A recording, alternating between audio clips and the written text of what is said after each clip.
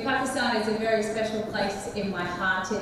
It's been a culture and a wonderful country that I've learned a lot about over the last couple of years, and Ramadan is such a special time for all. And a memory of mine that really sticks out actually is when it was in Khawaja.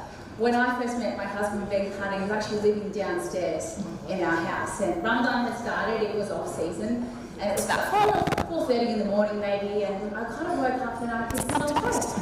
I went, strange, am I having a stroke? I smelled toast at 4:30 in the morning, but it was getting up to make sure he had his breakfast before he went back to sleep. To wake up at 1 o'clock and then continue on his day at Ramadan. So he had down pat, luckily with off season, but through our relationship, of course, with Uzi, and then my time spent in Pakistan, I really love what Ramadan means and what a beautiful religion of Islam is, and it's an absolute pleasure and a privilege to be here with you all to celebrate what truly has been another wonderful month, so thank you so much for having me.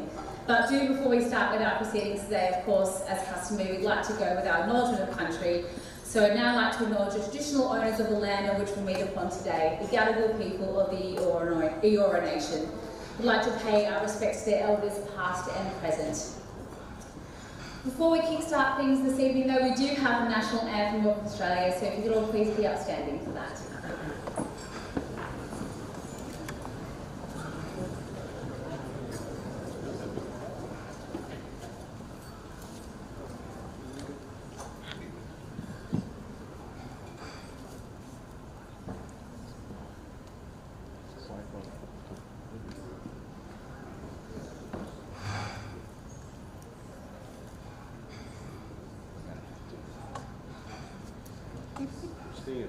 Okay, I can sing it.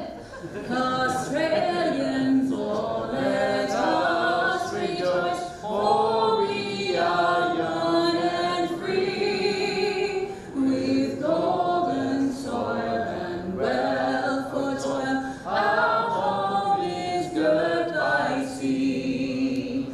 Our land abounds in nature's gifts of beauty rich and rare.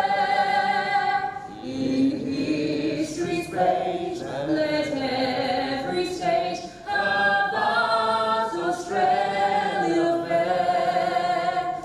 In joyful strains then let us sing advance Australia fair.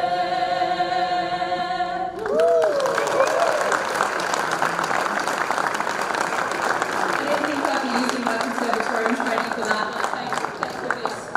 Dad, you safe is there. Please proceed, everyone.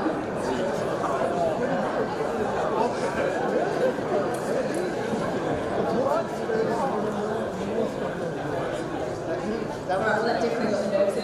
Shake it up, everyone. It's now my absolute pleasure to invite you to stage the man behind this evening, Kamal Khan. He's a jack of all trades. He certainly knows how to throw a party, and of course he's the reason why we're all gathered here today. So I'd like to invite him to the stage now to say a few words. Where's he going? There he is.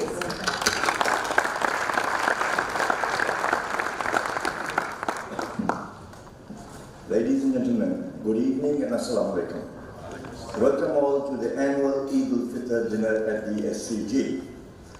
A very legendary poet, Rumi, said, "Whatever you do and wherever you are, be in love."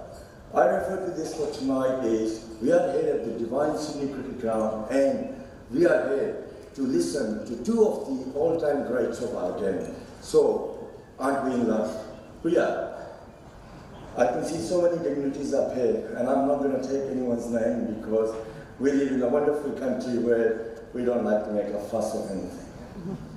So, I welcome everyone tonight, and I hope you have a wonderful night. Thank you and good evening.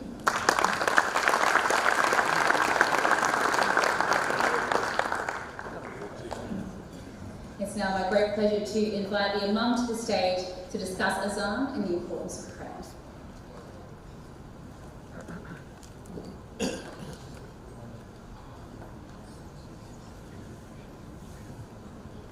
Assalamu alaikum, good evening everyone. I'm Muhammad Harbi, an Imam in La Kemba Mosque, and I'm going to call the Azan tonight and just a few words about the adhan. The adhan is the call given to announce that the time for prayer. It's recited 5 times daily from mosques all over the world. This to bring Muslims to perform the daily obligatory prayers. The adhan begins with the affirmation. The adhan begins with an affirmation of the greatness of God. Then comes the shahada, which is the profession of faith, believing in Allah. Believing in Allah as the one true God, and that Muhammad, peace be upon him, is the last and the final messenger of Allah. After that comes the call to the prayer and to success. Thank you for listening. Now I'm calling the adhan. Allahu Akbar,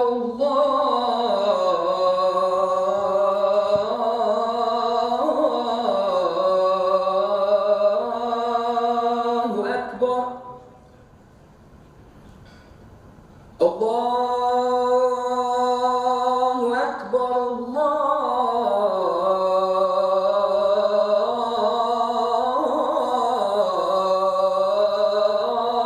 Allahu Akbar.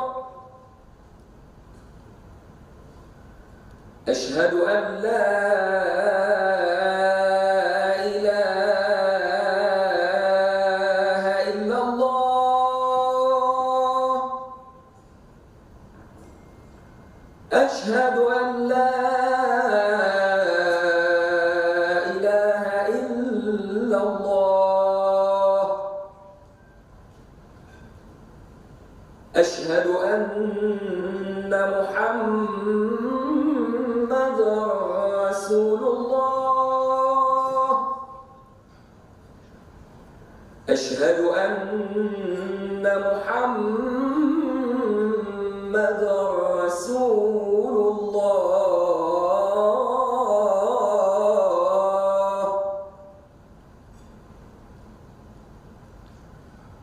حي على الصلاة. حي على الصلاة.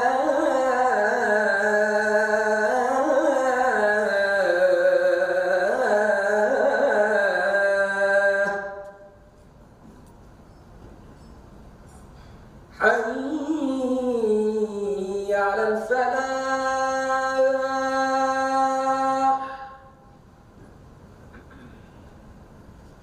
حي على الفلاح.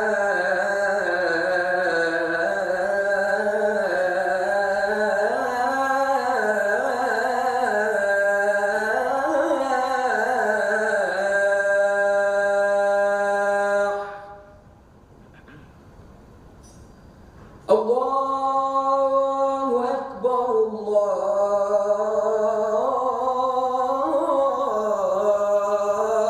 الله أكبر. لا إله إلا الله. Thank you.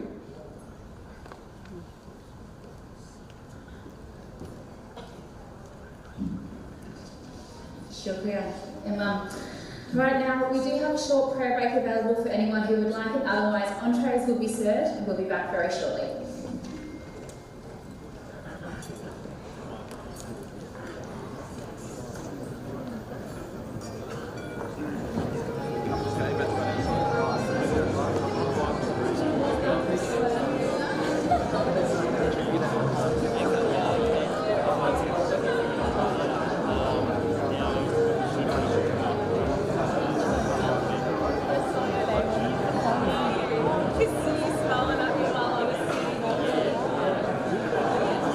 If you ask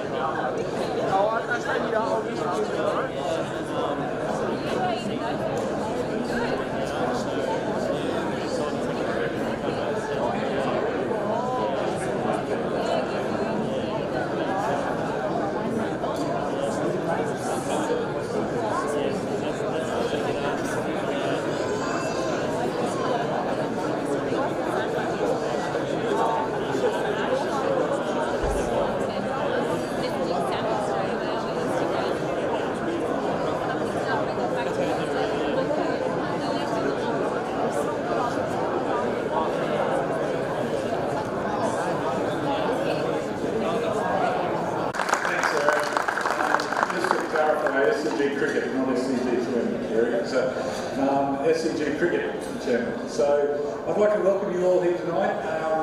In typical Camille fashion, I've been given at least 5 seconds notice to say a few words. So, I'd just like to welcome you, but I'd also just like to highlight one particular event, which is outlined on your table actually, which Camille Khan played a key role in the SCG cricket in coordinating this year, and that was the Multicultural Cricket Cup. It was an amazing event. We had 84 cricket teams participate, with the finalists playing at the SCG in February. And it was an amazing event, as I say. It brought cultures together from all over the world. Something like 24 different countries were represented, and it's growing from strength to strength. So if you get the opportunity just to have a little read about that, we're really excited about where that can go in the future. So thanks, Camille. Thank you everyone for coming tonight, and thanks for hearing me out. Thank you.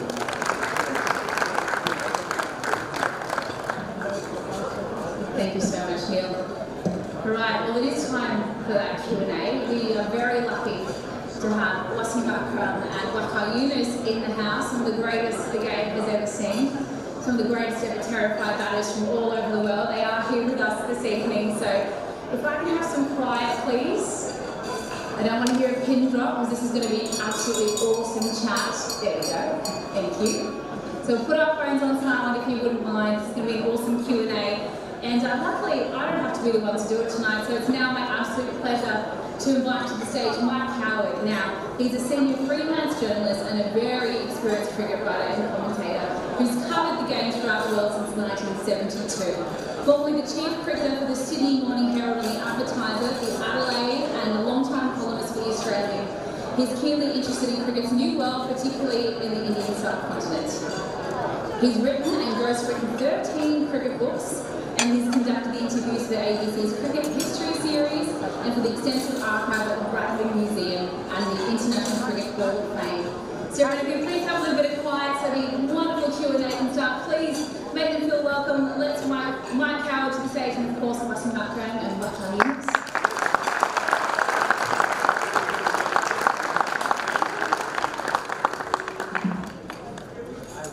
Well, thank you, Aaron, and good evening, ladies and gentlemen. It's a joy to be here again. I won't begin with the Pakistan anthem, Aaron, if you'll excuse me.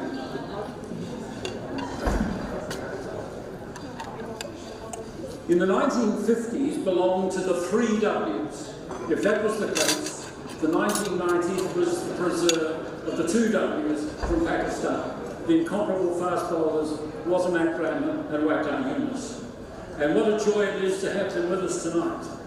Together again they revive memories of their brilliant careers and reflect on the partnership that began against India at the National Stadium in Karachi 34 years ago. The passage of time cannot dim the extraordinary achievements of these fine men, who each had the distinction of captaining their country, Wasim in 25 tests and Waqar in 17. Between them they took 777 wickets in 191 test match appearances and 918 wickets and 618 limited over internationals. There is no doubt that both were destined for greatness from adolescence.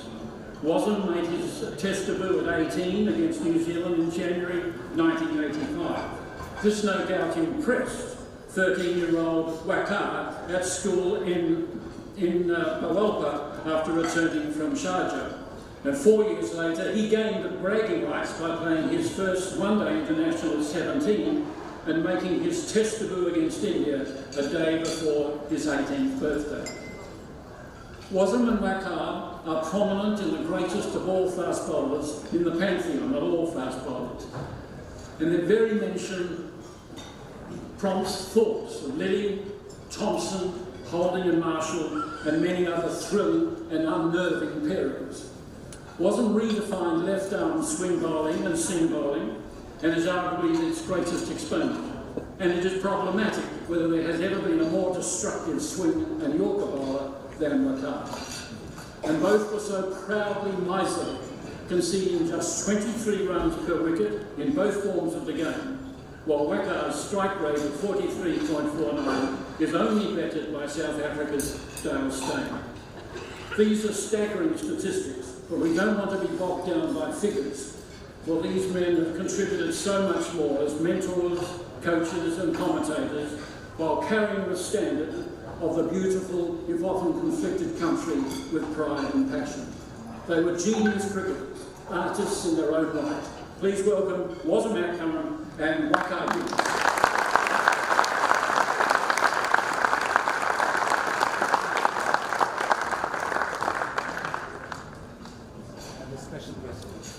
Special guest, excellent.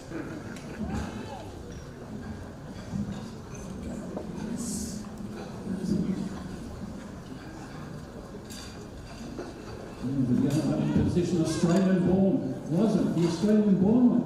Yes. Yeah. Ayla Akram. Ayla Akram. How old are you now, Ayla? 8. I can remember when we were chatting, Wasm, some time ago at an LBW function, and Ayla was only just on the panel at all. Yes, yes. Now she's grown up. And now she's grown up, exactly. The best girl in the world, actually. And she's got one of her big brothers from Pakistan with her. Yes, as well. Akbar is also my younger son. And the elder one is in America, just finished his masters. Yeah, it's great to have them. And you've got your girls here. Waka, I had a sighting of your vivacious daughters. Couple of them, Just missing the third one. My wife's gone to Pakistan. Right. And my son is in Pakistan right now. He's studying there, so they're both gone. So I'm sort of babysitting at the moment. I bet you're doing an admirable job. What I want to do, firstly, it's wonderful to have you both together. It's a rare privilege to have the two of you together. And I want to look at the essence of this partnership. I mean, it's one of the great partnerships of all time. And did it just happen by osmosis, an unconscious gathering, or was it really quite calculated? A conscious construct of you coming together as a partnership. How much did you share with each other? I think we share quite a bit on and off the field. We were good friends as well when we played cricket, and obviously our mentor, the great Imran Khan, taught us to how to get wickets. We were like rivals as well on the field, but in a positive way. I can give you an example. For instance, if a car got 5 wickets in innings, and I wanted to get 5 in the second innings, instead of thinking why he got wickets, why someone else thought exactly the same way. So I think that worked for us, that worked for Pakistan too. Positive thinking with them. Did you talk, sort of examine the deficiencies of the batsmen you are going to confront? You would talk about it with each other? This is where they're most vulnerable, this is what you can do, this is where we're struggling? Look, when I sort of arrived at the international level, Seabed was already sort of established. He played already sort of 2 or 3 seasons into the international cricket, so he had more exposure, and I was sort of just getting into it, and we had other bowlers also to sort of match us. But you know, we all know that how great he was and what he has achieved, what he has done. I've learned over the years from him a lot. It all started sort of after '92 World Cup, I would say, because we both came on the tour, and I got injured and I had to go back, and because I couldn't play that World Cup, we won that Test match, and then I came back, and '92 England series was a massive series to sort of, and we built on that. I think that was sort of a turning point, and from there on, from '92 to 2003 till the time we sort of retired, we hardly missed a game, and we complemented each other on the way, and you asked me about what we used to talk on the field. The best thing about us was when the seamer was bowling, I used to stand at mid-off. Normally, you'll probably see the faster bowlers, they want to be on the front leg. But not in our case. It was more of helping each other, standing at mid-off or mid-on. Because so many times it was like I wanted to do something, but he stopped me. He says, "No, you're not doing that. Do this." And I got wickets by what he said. So that confidence and that sort of belief and and that partnership built in a way that we help each other a lot on the way, and also get our own personal success and also of course for the country. We had some very funny incidents as well on the field. I remember, Vicky remembers it, we discussed it last year. There was a game against Australia in Kenya. It was a 4-nation tournament in Nairobi, and the great big man Matthew Hayden, 6'6", he was batting on 140 or something, and Bakar was bowling the last over, the second last over. So, and the straight boundary was very small, about 60 meters. So I was at mid-on. So Bakar was very long. I mean, he was one of the best of all time. So he gave me a shot. He said, what do you think if I ball an off break, a slow ball? I said, there was a cricket ground, and next to it there was another cricket ground. I said, have you seen that cricket ground? He said, yes. I said, that ball will go there. And he looked at me and said, you don't give me any confidence, I'm going to ball the off break.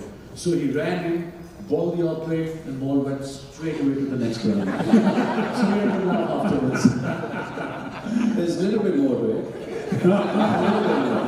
We're not going to fix it, They always say, listen to your others, and I did that. Clearly, that's what happened. And because Matthew Hayden was playing so well, so it was kind of a survival mode that what we need to do.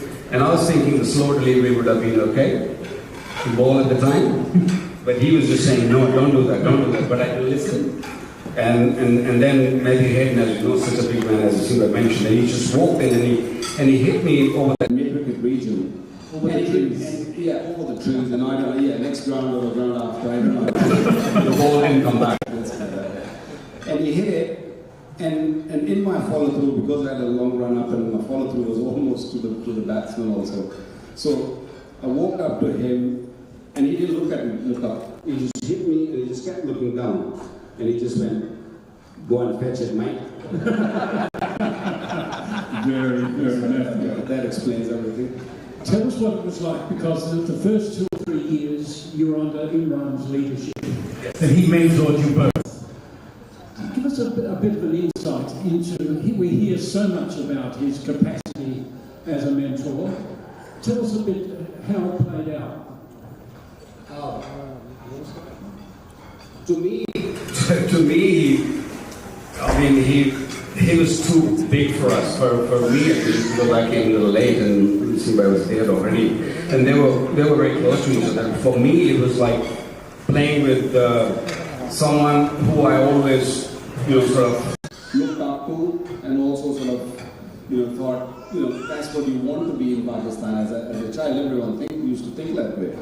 So it was something very different for me. So he used to tell me what to do, what not to do, which we did to each other later on, which I just explained. But what he did differently was he'll leave me in a situation where things were very, very tough, hard situation. He'll say, no, you think, you do your bit. And if it comes good, that's confidence. But if it comes bad, that's when he puts his arm around me and really encourages me, say, okay, it's fine. Because he knew that I was still on a learning curve, I was very young. That way, I think the mentoring and the way he handled those situations with me was just, I will never forget those. Was it much the same for you? I mean, he really influenced, he has a huge influence on me on and off the field. As a young kid, I came into Pakistan team when I was 17 years old. My first tour was New Zealand. I remember after New Zealand when I was traveling, we traveled back. We got 10 wickets in my second test match. We lost the game though. So we arrived at New South Wales in Sydney to go to Melbourne because the Mini World Cup in '85. And Imran was meant to join us at the airport because he was playing for New South Wales, coming out of his injury. And then from there, he just took my name. And I was in awe. I had his posters in my room. I had his Javed Miandab, Zahir Abbas's posters in my room. And that guy was my hero and remembered my name. He said, Wasim, you bowled well. I mean, not like this, but he's like, well, Wasim, you bowled really well. So that gave me a lot of confidence as a young kid. And since then, he started liking me. He took me under his wing, and on tours, he used to tell me, let's go to party. And all the senior players used to get very upset like Javed Miandar, Mudassar Nazar, Zahid Abbas. Why is calling you? I said, I don't know. Go figure, go ask him. So, and then on the field, you know, simple principles. Work hard, never be satisfied with your performance. If you perform today, tomorrow it's history. And you think, plan the present, plan the future, forget what you did yesterday. Enjoy your success in your day, and then move on. You work harder. Bowl long spells in nets. Run every day, five laps, 10 sprints, bowl a couple of hours in nets. And that's what exactly he did. He was a massive influence, not just on us, the whole cricket team, and of course now he's a huge influence on the whole country. And on that point, do you fear for him? Do you fear for his safety, given the contentious issues? I mean, do you worry about his welfare? We all do, I suppose. Every Pakistani does, living abroad or living in Pakistan. But he's Imran. And people, you know, whoever maybe is, I don't talk on politics as much on social media, and people have a go at me, but again, my feeling, everybody knows, every Pakistani in Pakistan living abroad, fear for him. But he said, I will fight till my last breath. That was Imran Khan's output from cricket, and that's Imran Khan now. And I spoke to him, I'm in regular touch with him, I don't talk politics, but after he got shot, he said, I'll be back soon, and now he's walking and he's back. And I did ask this question to the great man, to Imran Khan, about 22 years ago when he came into politics. Generally, I said, why politics? He said, look, I can live my life, you know, I've done well, I can live my life, but I want to do something for Pakistan. Yeah. Just one, I want to know, the first time you saw each other bowl, you were 13 when Woz made his test debut. Were you conscious of him before he made his test debut? I think let's leave the ages of two up and down is okay.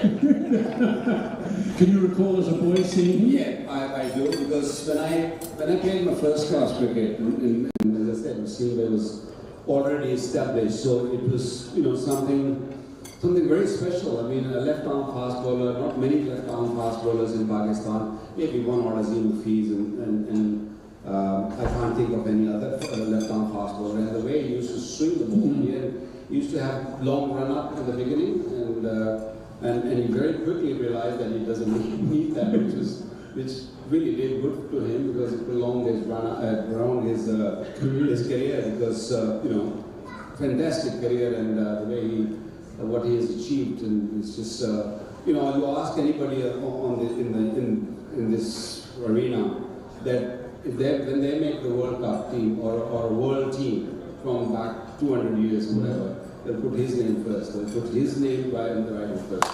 Yeah. You don't get sensitive to that? You'd like to be considered as well? I don't mind. I don't mind, but I know there are so many right-arm fast bowlers, and the way he used to swing the ball, and especially in the one-day cricket, you know, match winner at the end. Yeah. No issues. You know, we knew it. You know, when there are like 50 runs even needed in the last 5 overs, we knew that you know, he's going to come in and he's going to wrap things up. In terms of I mean, your old ball skills were astonishing too, wasn't it? Extraordinary. To such an extent that at times you had to really retrain yourself with a new ball. I mean, it was astonishing, wasn't it? Yeah, I think in the beginning, he did as well. Our concentration, especially early 90s, 92, 93, were on the, you know, semi-new ball after 30, 40 overs of test cricket. And then eventually we both realized we really have to work hard with the new ball as well, to swing it in the right length. And I think that's where the county cricket also helped a lot. I mean, I played for Lancashire, the Surrey, the Logan, and Warwickshire, and that helped. We played a lot of first-class cricket for these counties. And obviously, nowadays mindset has changed. I'm all for sports science and all, but now a young bowler comes up to me and says, I'm going to bowl 18 deliveries. I tell him, go back to your room and rest. 18 deliveries will just to take you to warm up, and then you start bowling. So the mindset has changed of the present cricketers now. It's easy, isn't it? It's easy because of the T20 cricket. That's what they all believe that, you know, just play T20 cricket. It's financially wise to play T20 cricket, and nobody wants to be a test fast bowler, which I feel that it's shame, because test match cricket is a real cricket.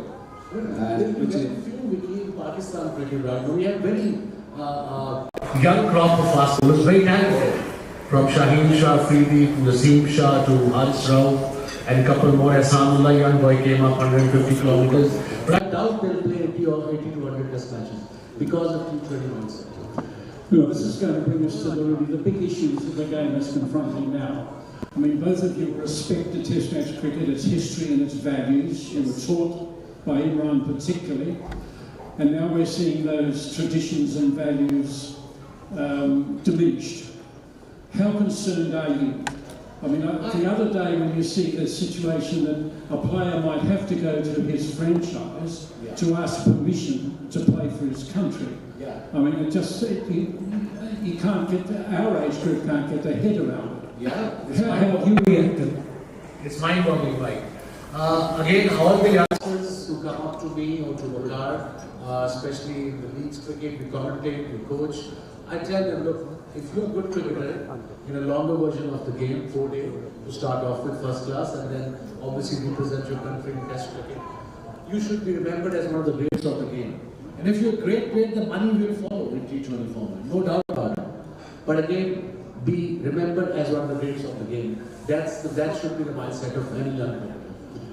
And that's interesting, Wakar, isn't it? Because as popular as the short forms have become, players are still judged by their peers and by the critics, by their capabilities as test match cricketers. That's how you're judged. I hope that will not change. That's what I'm hoping. That people like you who write about test match cricket, who talks about test match cricket, they stay. They don't just sort of also get involved in T20 cricket. I'm as Simba said, we all fought T20 cricket. T20 is fun. It's just everyone loves it. It's 3 hours, go home. Things are done, and it's easy on players also. But I am honestly really surprised by what I'm hearing and what I'm seeing right now. Guys, not playing for their country and giving preference to these leagues and all that, because you die for your country, you want to play for your country. It doesn't matter if it's T20 cricket or one-day cricket. When you wear your colors, I think there's no better feeling than that. And deep down I knew that this is going to happen one day, because once there are like 3 or 4 different leagues come up and the money start rolling, so much finances involved. It's sad. It is really, really sad, because you don't want test match cricket to die. You don't want even one-day cricket to suffer. But there's so much happening now. The cricket board's got to come together, and they've got to really stop this before it just kills everything. And do the players have to be louder? Do the players and their association have to speak more about their pride and their love and respect for test match cricket? I should hope so. But I think nowadays they're controlled by the cricket board so much. The contracts are so strict, they can't say anything outside, the parameters the boards have set. And coming back to franchising cricket now, and IPL owners are buying team in other franchising leagues as well, like in ILT20 happened like this year, in the UAE League, Emirates League, South African League, and all the same owners. So they want to have players who can play with them, sign with them for all year round, instead of playing for the country, and this is happening. This is Saudi Arabia League coming up also. No, that's a fake news, by the way. That's it. I mean, that is an astonishing fact, isn't it, that the Saudis may become involved, and it could be played in America as well. I was the first one who went to see His Highness Saud Bishal bin Saud. He's the Saudi Cricket Federation chairman, young guy, mid-30s, very educated, and they have 16 districts, and there are about 2 million, 2.5 million Indian, Pakistanis, Bangladeshis, Sri Lankans, and all expats, Australians. They live there, they play cricket on a regular basis. For starters, they don't have an infrastructure here, and they don't have any proper cricket ground. So that's the idea, to start a little league, get their infrastructure going, and once they're into the league, hopefully they'll also start the T20, obviously. It does take you back a little bit to the mid-80s. I was first in Sharjah in '85 with Abdul and Carter, and it was all going to happen. But it never really did happen in that sense. The Arab boys were not interested in it. Certainly the expats from India, Pakistan, Sri Lanka. Expats, yes. Because the locals, they are more into soccer. Big time. Football, as you see, Qatar. I was in Qatar, we sent to Legends League. There were packed houses. All the legends were playing. It was a proper league, T20. And half of the legends got picked up on the ambulances afterwards. But yeah, all the expats were there. So they have to probably invest. Saudis probably have to invest in school cricket and then start off from there eventually. It will take time, but they're on the right track. Well, that's fascinating, isn't it? Now, you will be aware that Australia is being led by a fast bowler these days. Yes, by Cummins. For so many years, there's been that attitude that the fast bowlers shouldn't lead. Both of you led and led with distinction. It's a bit like the same with the wicket keepers. And then suddenly, of course, we had Gilchrist in control and others in control. Why has there been this set attitude that the fast bowlers can't lead? I don't know, the people who make these decisions probably will never play cricket themselves, most of them. No offense to present people who run the cricket boards and all over the world. So, you know, fast bowlers can judge a lot more, in my opinion, of these bowlers than the batters. The batsmen, nowadays we call them batters, as you know, not batsmen.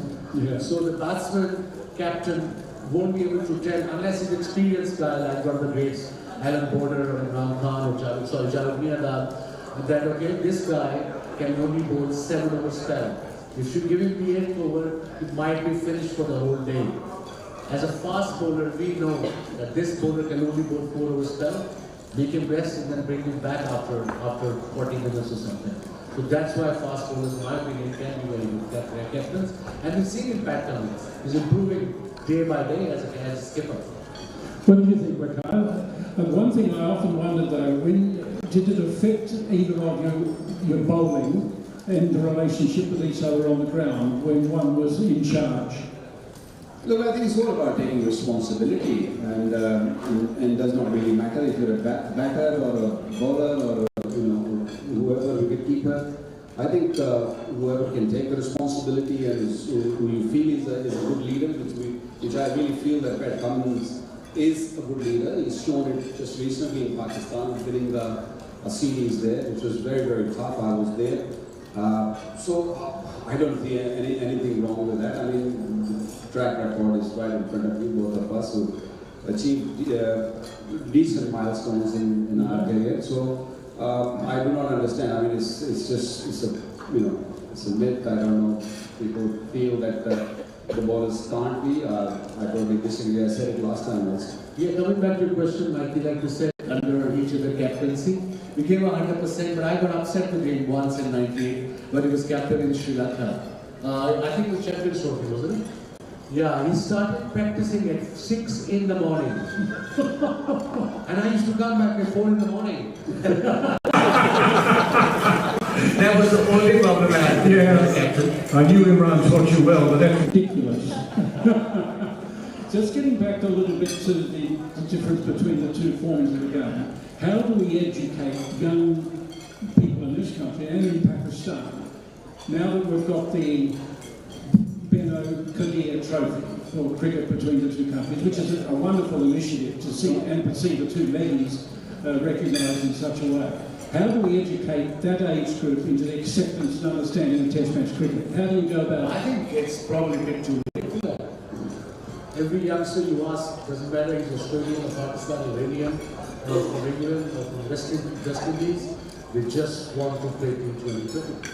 It's easier, it's simpler, 4 over spell as a bowler, stand at short fine leg, and then, 3.5 hours game is over, gone. Well, counter question to that is that when you look at the Indian team or Indian domestic players, they don't go and play anywhere in the world, any of the leagues, unless they're retired or whatever. But the players who are playing in the IPL, they don't go and play in any other league, and they have managed as well, I think. I think the cricket board's got to really step up and probably inject more money into test match cricket, and the cricket board's got to really be strong and grassroots cricket everywhere. I mean, if I'm a cricketer and the Simba is going and playing in a bigger league, making lots of money, I will be, thinking that why am I not making? So I feel that to save test match cricket, cricket board's got to really inject more money in marketing the game also, and also in sort of financially helping the kids so they just come back to test match. I think the ICC also should look into to do something exciting with one-day cricket here. It's just too long now. Even as a commentator, I'm used to T24. As a commentator, 4 hours game is over, you're home. But that's the problem. One-day cricket, the first 10 overs are exciting. Maybe the last 10 overs are exciting, but the 30 overs in between is just a drag. Yeah. It really is a drag. Okay, before T20, it was fun. 2 T20 games, 2 innings. 2 innings, that's Wouldn't be a bad idea. And what about the fact of the 10-10 that's being played in the UAE? What's your attitude? Yeah, I was like coached a couple of years. I remember our first game, I had to go to the loo, came back, the game was over.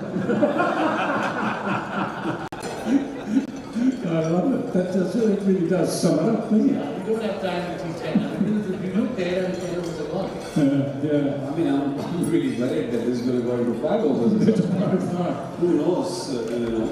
So much again, England has started this 100 ball. Yeah. And it's again complicating the situation. And when you see that 100 format, a youngster might like it back in England, I could get it up. The scorecard was like this, things were happening. Bowlers can bowl 9 balls, you can only use one end. So the idea is for to globalize the game, make it simple, not complicated. And that's what exactly happens under cricket. I want to explore you in the old days with your grandmother in old Lahore. Where did you develop all these skills? In the alleyway cricket world? I just played on the road with tennis ball every day, every morning on the roofs, wherever I get cricket tennis ball in my hand, tape it, and just bowl with it. And that's all I did. And eventually, I joined cricket ball when I finished my school, and I started my club and started bowling there all day. I used to go there at 2 o'clock. Help to put the net up. I was a junior player, and there were 12 clubs next to each other, hundreds and hundreds of kids practicing in the same ground, and the balls were coming from all over the place. I used to take a ball at 2:30 and leave at about 5:30. Every day I did that for months and months. Fantastic. And Waqar, your early days when you were throwing the javelin, you were a very strong boy. Did that help with the development? Yeah, big time. Especially with my style of bowling or my action. I think if you look at a javelin thrower and look at my action, it gets very side on and big stride and weight shifting and all the energy going into the fingers. Javelin definitely helped me. But it was again what Simba just said is just playing in all these gullies in your village or in your small town, and that's how we grew up. I know I talk about javelin throws and all that, but I didn't know that then. But it just it helped me a lot in developing that my action, and although it was all God gifted, it was just very natural way of coming. But it helped me once I knew what my body requires. Mike, I was about to say that the young generation, social media generation, I'm all for it. I'm on social media myself. But I tell these youngsters all over the world that nowadays one bowler bowls a delivery 150 kilometers an hour, he trends for 7 days. And I tell them, you haven't seen this guy. He used to bowl every delivery 150 kilometers an hour for hours and hours and hours.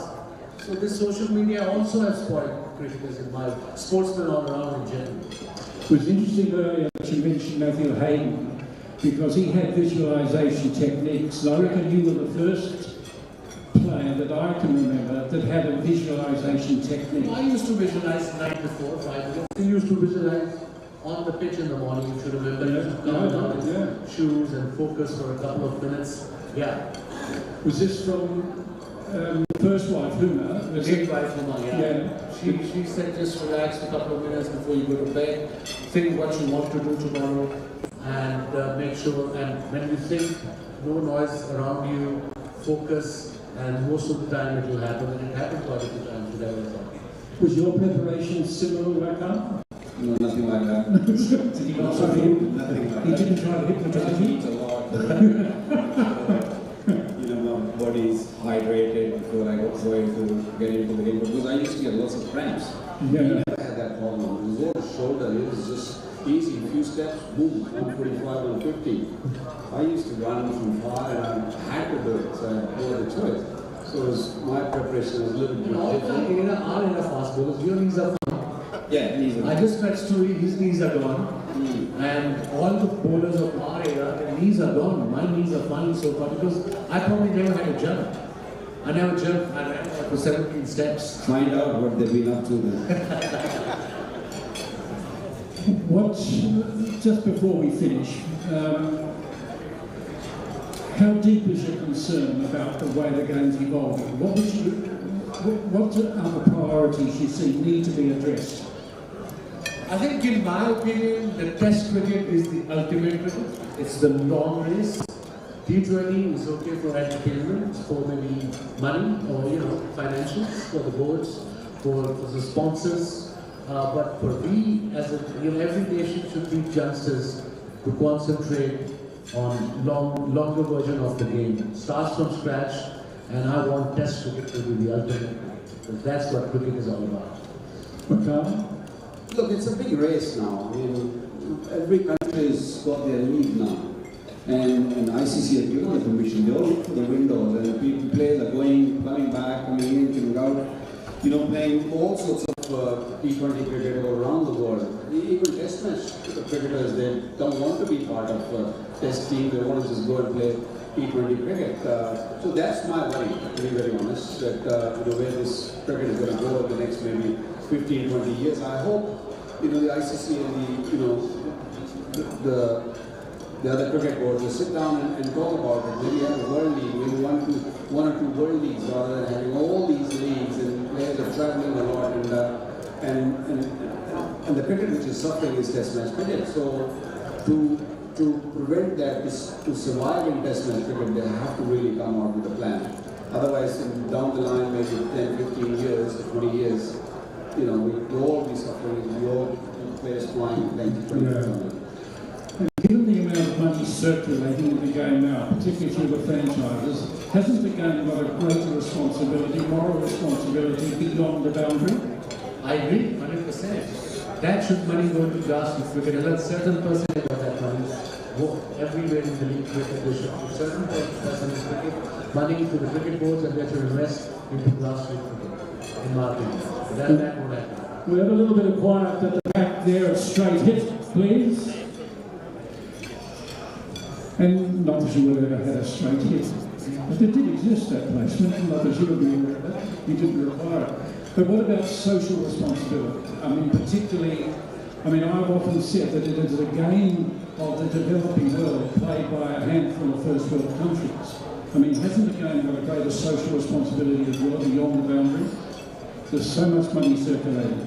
So much money, and associate countries, you look at Papua New Guinea, Nepal, Kuwait, all these countries, they very rarely played against each other. They only play either before the World Cup or just to qualify, and that's it.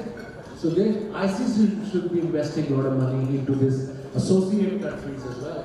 And that's not happening. They don't have systems. They only play T20 associate countries. They don't have their own systems as well. And that's where I think the focus should be. I think, it's all about looking after the grassroots cricket. That's how you're going to develop the teams. Otherwise, all these other teams who are not playing at the top level, or maybe the top 12 teams, I would say 8, but okay, let's add another 3 or 4. But they have to really look after the system. The 4-day cricket's got to stay alive, or maybe 3-day cricket has got to stay alive in those countries. To just sort of get those players developed and be strong enough to play at the top level, but we don't see that. That's where the problem is.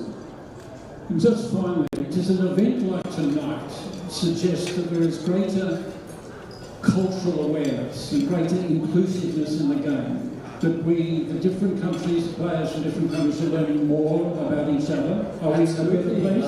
When I was coming from the hotel to here, I was talking to my wife and I said, look, 25 years ago in England, in Australia, nobody knew our culture. And it's really great to see that Australia, England, the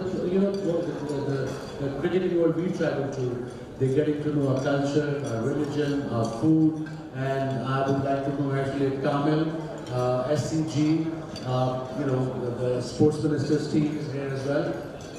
To him, that it's incredible to see that the historic SCG ground celebrating you with all our community. That's incredible. You feel it too, okay? Look, that's a big change I've seen in the last, because I've been living here for the last 15, 18 years now. I've seen big change in cricket, as well as cricketers playing at the lower level, also playing first class cricket. There are a lot of other nationalities cricketers. They're also playing. They're mingling well. They're accepting each other, which I think is very, very important and key.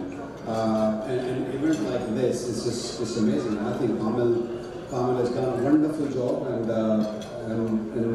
keep doing it. That's what I would say, because it's a massive achievement that bringing everyone together and putting such kind of show.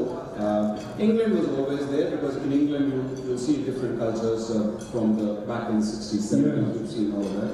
But in Australia it was not the case, and I think that bringing everyone together is a big deal, and I'm really happy for Kamil and for everyone. Yeah, I agree also that Kamil deserves great commendation for his philanthropy as well.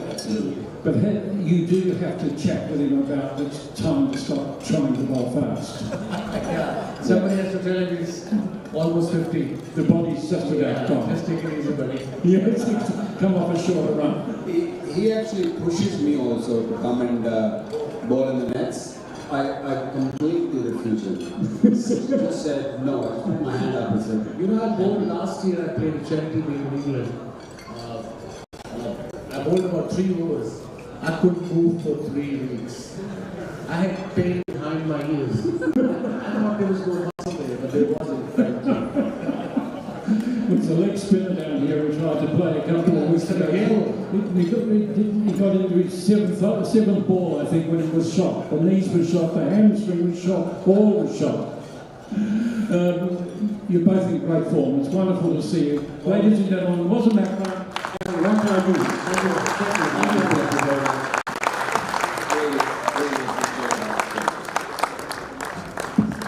Keep that applause going, ladies and gentlemen. I thought Mike Howe was just absolutely sensational as always. It's such a treat to have someone of your caliber here with us this evening. And what a treat to hear from some of the greatest from Pakistan the world has ever known. We're very happy to say that they're kind of Australian these days as well. Obviously, Baz is living down in Melbourne with his beautiful wife Shanera half the time, and Waqar's a Sydney boy. But we will let you eat, because I know that beautiful mains are on their way around. We do have something very special happening in a few moments. So eat up, and we'll see you very soon.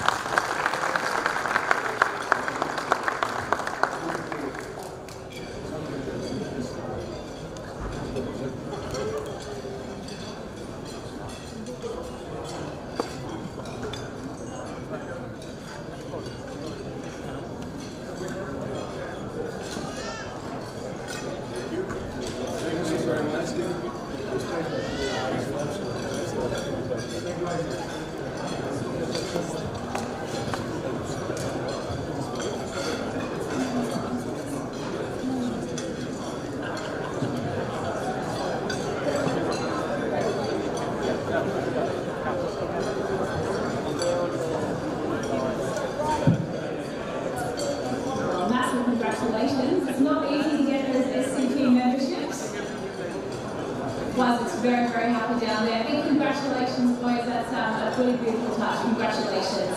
We also have some other royalty in the house, so I'd just love to take a little bit of time to acknowledge and, perhaps make them feel very welcome here this evening. We've got Pakistani fast bowlers, but we also have Australian fast bowlers. Everyone put your hands together for Stuart Clark, who's hiding over down the front. Got Sri Lankan royalty as well, Russell Arnold, also on the same here. Aussie Spin King Stuart McGill is also down the front.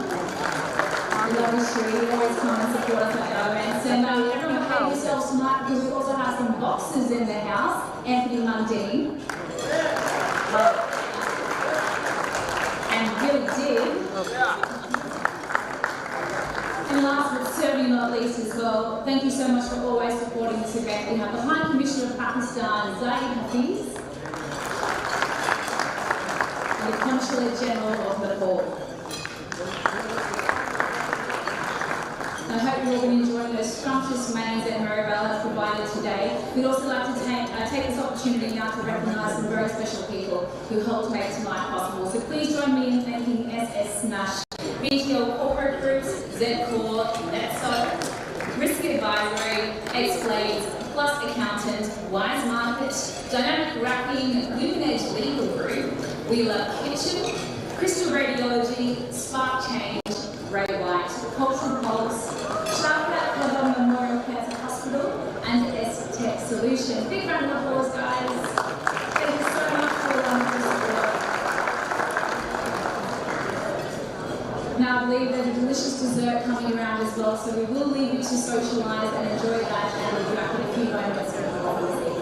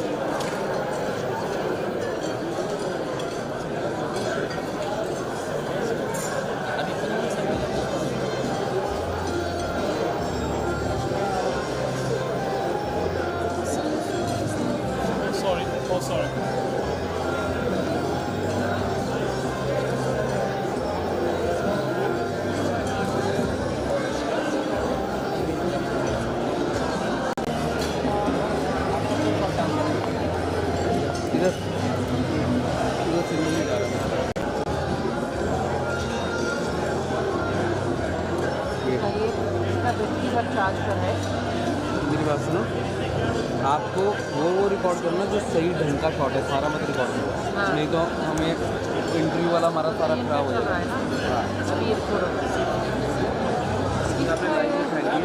Okay, but वो record करना और ये ध्यान रखना उसमें क्या करना है। ओके, आप इस पर ज़्यादा खेलो। क्या अभी क्या प्रॉब्लम आ रही है पहले बोले तो आप अभी वो क्लोज अप पे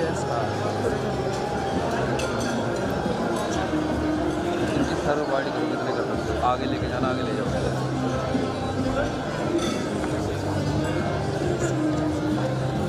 ओके, आपका लाइव जा रहा है, ये ध्यान रखना।